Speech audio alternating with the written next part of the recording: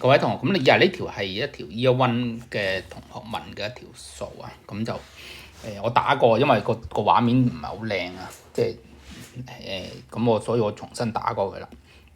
咁嗱，呢度嘅條題目係我哋首先揾一揾個，即係佢哋呢個符號咩意思先啦。X 係個 circle 喺 X-Z 拼嗰度啊，即係話咁樣寫啦。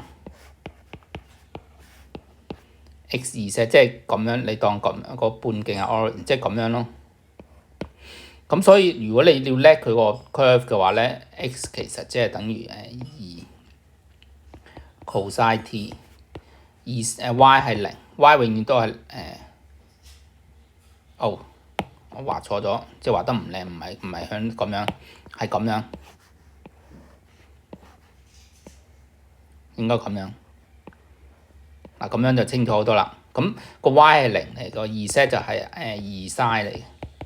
咁所以嗰個 RT 咧，嗰條 curve 你可以用2 cosine t 0 2 sin t。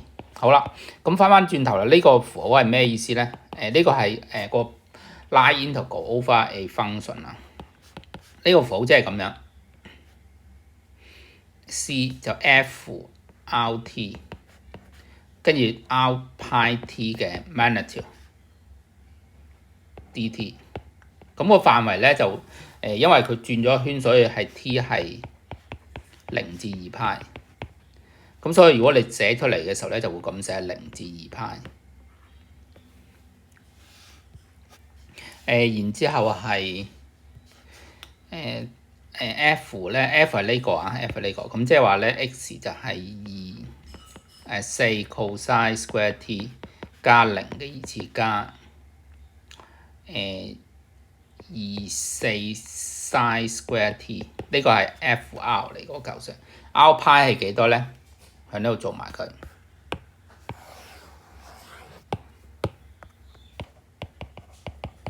R pi 係-2 sin t 0 2 cosine t， 咁所以佢呢度都開方-2 sin t all square 加2 cosine t all square dt。OK， 呢兩嚿加埋係4嚟嘅。